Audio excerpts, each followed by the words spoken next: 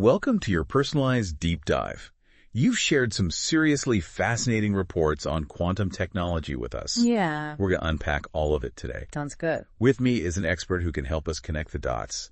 Someone to uncover the so what's behind this revolutionary field. A pleasure to be here. What's remarkable about quantum technology is how it bridges the gap between theory and practice, the world of quantum mechanics and real-world applications, Okay, let's unpack this. Yeah. You know how quantum computers are the next big thing? Right. Well, to understand where we're going, we've got to know where we came from. This essay by Jörg-Owe actually does a great job tracing that history back to the early 20th century. Yeah, absolutely. Schneeppat starts with Max Planck. Back in 1900, he proposed that energy, it exists in these discrete packets, or quanta. Right. This was radical at the time. Really radical. It was a huge departure from classical physics, which, viewed energy as continuous. Yeah, it's a fundamental shift, right? Like Yeah. how we understand energy at the most basic level. Absolutely. And then Einstein comes along, adds fuel to the fire with his work on the photoelectric effect. Right. Showing that light can behave as both a wave and a particle. Exactly. Schneeppat emphasizes how Einstein's work, along with Planck's, really solidified the foundations of quantum mechanics. It seems like every new discovery just peeled back another layer of this quantum onion. That's a great analogy. Each of these scientists built upon the work of their predecessors, right? Gradually revealing the bizarre and counterintuitive nature of the quantum world. Yeah, and it's from these foundations that quantum technology emerged. So we've got this foundation of quantum mechanics, but where does quantum technology come in? What are the practical applications of all this mind-bending physics? Well, Schneeppat highlights a couple of key areas: quantum key distribution, or QKD, and quantum computing. Okay. QKD uses quantum mechanics to create ultra-secure communication. So it's like an unbreakable code. Cybersecurity is a huge deal these days. Well, the idea is that any attempt to eavesdrop on a message encoded with QKD would immediately alter the quantum state of the information carrier, right? Alerting both parties to the breach. It's like a built-in alarm system in the message itself. Wow, so with QKD hacking is basically impossible? Well, it's much more difficult with current technology. It's important to remember that technology evolves. New methods of attack could emerge. But for now, QKD offers a very high level of security. Schneeppat points out that it's already being implemented in some real-world applications. That's reassuring to know. But QKD relies on our current understanding of quantum mechanics, right?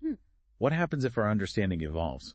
Would we need to constantly update the technology? That's a great question. Yeah. It highlights the dynamic nature of this field. As our knowledge of quantum mechanics advances, we might need to refine and adapt QKD technology. However, the fundamental principles would likely remain the same. Schneeppat suggests that the future of QKD lies in its integration with existing security infrastructure, which brings its own set of challenges. Yeah, sounds like there's still some hurdles to overcome before QKD becomes mainstream. But let's move on to the other big application Schneeppat mentions. Quantum computing. This is where things get really interesting, even more so than disappearing cats and particles being in two places at once. Quantum computing represents a completely new paradigm of computation. Instead of bits, which can be either a 0 or a 1, quantum computers use qubits. A qubit can exist in a superposition, meaning it can be both 0 and 1 simultaneously. So is it like a coin spinning in the air before it lands? It's both heads and tails until you stop it. That's a good analogy. It captures the essence of superposition. And this ability to exist in multiple states at once is what gives quantum computers their immense power. Imagine exploring every possible path in a maze at the same time. Okay, I'm starting to grasp the power of qubits. But how do you control and manipulate these superpositions? It sounds incredibly delicate. That's where quantum circuits and gates come in. Okay. Think of these gates as specialized tools. Yeah. They allow us to manipulate qubits and prepare them for specific calculations. So it's like a choreographer designing a dance for these qubits. That's a beautiful way to put it. And a crucial aspect of these quantum gates is their reversibility. Unlike many operations in classical computing, quantum gates can be reversed, if no measurement is performed, which is crucial for maintaining the delicate quantum states throughout the computation. It sounds incredibly complex, like a delicate dance with subatomic particles. Yeah. But at some point, we need an answer from this quantum computer, right? How does that work? That's where measurement comes in. When we measure a qubit, we force it to collapse out of its superposition into a definite state of either 0 or 1. So it's like popping that quantum bubble. forcing the qubit to choose a side. Exactly. And because quantum measurement is inherently probabilistic, meaning there's always a degree of randomness involved, you often need to perform multiple measurements to get a reliable result. This is a key difference between classical and quantum computing.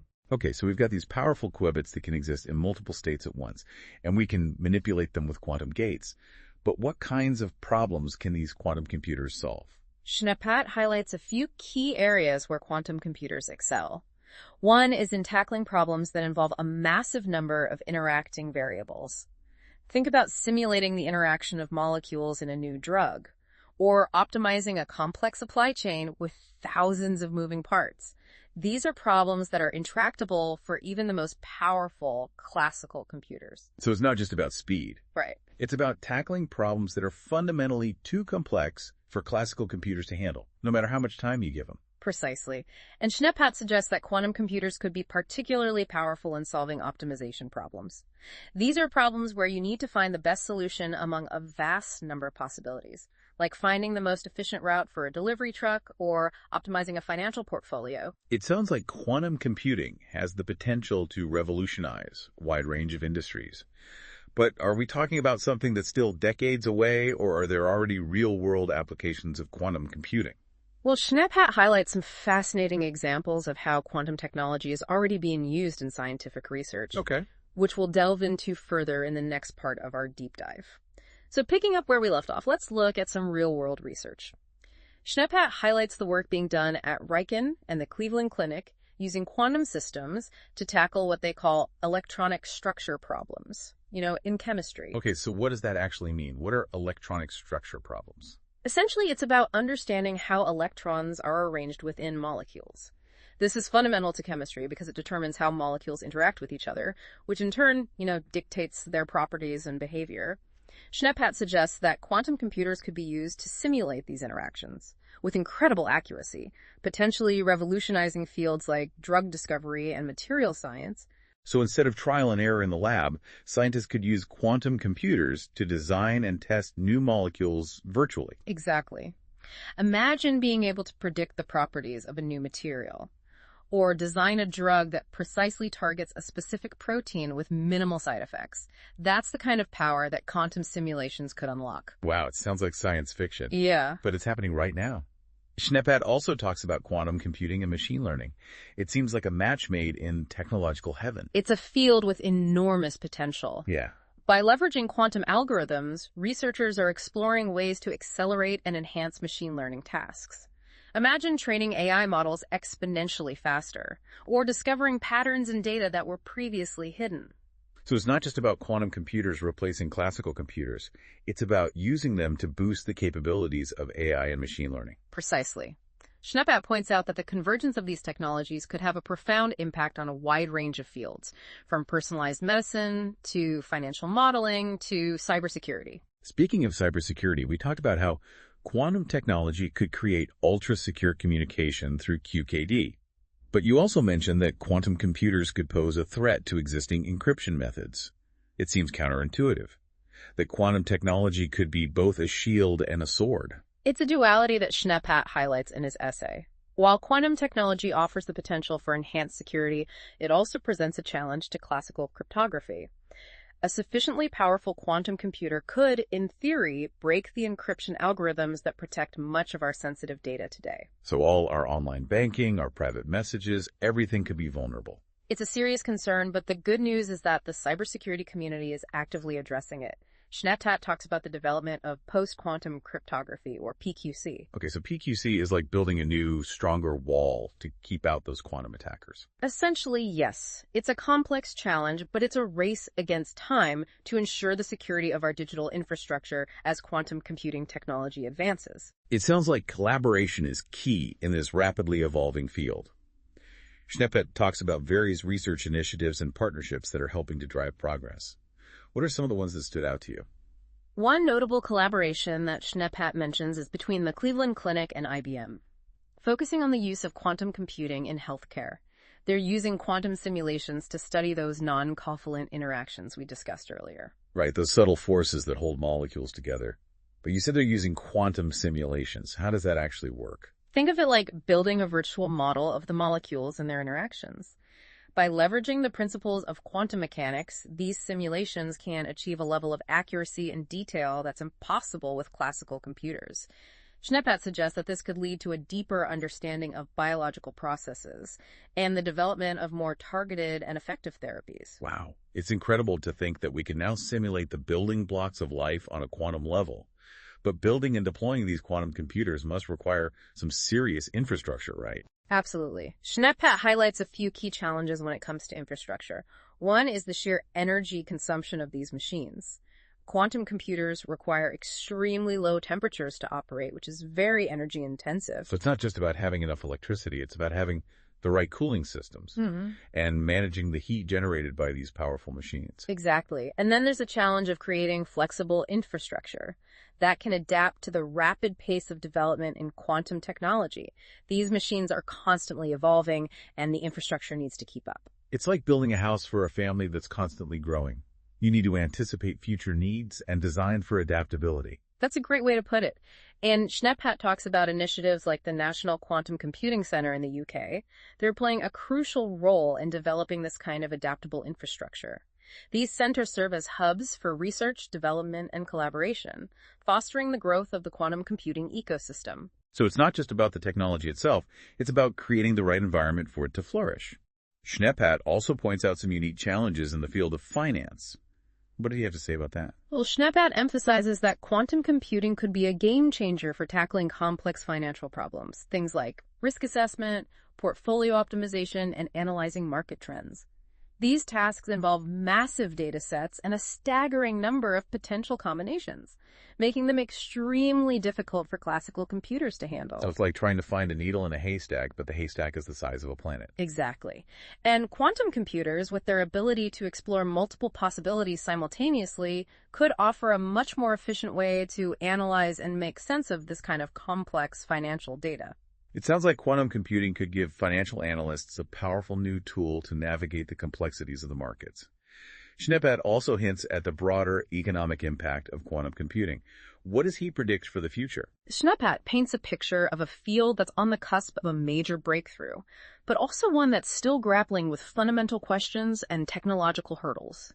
He cites a McKinsey report that predicts a $1.3 trillion economic impact by 2035. But it's expected to be a gradual process, with different industries benefiting at different rates. That's a staggering number. Which industries are likely to see the biggest impact first? Schneepat suggests that finance, chemistry, life sciences, and the automotive industry are likely to be among the early adopters and see the most significant benefits. So it's not just about building faster computers, it's about transforming entire industries and potentially reshaping the global economy. Schneepat also delves into some of the specific applications that are driving this economic impact.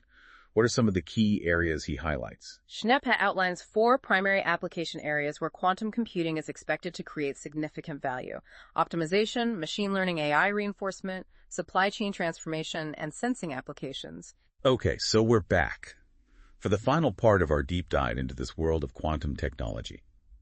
We've talked about the mind-bending science, Right. the groundbreaking research, and the potential to transform industries.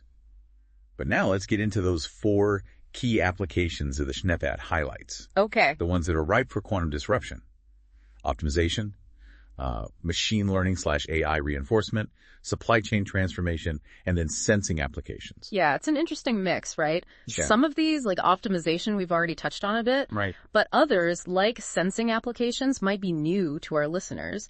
Schneepat suggests that quantum computing could revolutionize how we measure and sense the world, even before we have full-scale quantum computers, Okay, well, let's start with optimization then, since we've already kind of laid some groundwork there.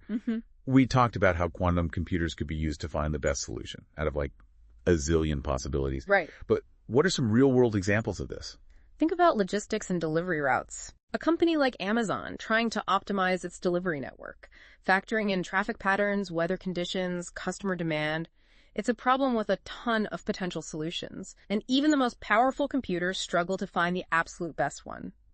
Schnepphat argues that quantum computers could excel at this kind of optimization, potentially saving companies time, money, and resources. So it's not just about delivering packages faster, it's about making the entire system more efficient. Exactly. Which has implications for everything, like reducing fuel consumption to minimizing delays. Right, and Schnepphat suggests that this kind of optimization could be applied to a wide range of industries, from manufacturing and energy production to finance and healthcare. Okay, so optimization is about finding the best solution. What about machine learning and AI reinforcement? How can quantum computing impact those fields? Well, Schnepphat argues that quantum algorithms could be used to significantly accelerate the training of AI models. Yeah. Imagine AI systems that can learn from massive data sets much faster, enabling them to identify patterns and make predictions with greater accuracy. So it's about creating smarter and more efficient AI. Yeah. And what about AI reinforcement? What's that all about? So AI reinforcement is a type of machine learning where an AI agent learns by interacting with its environment. Okay. It receives feedback in the form of rewards or penalties. Gotcha. This is how we train self-driving cars and develop AI systems for complex games.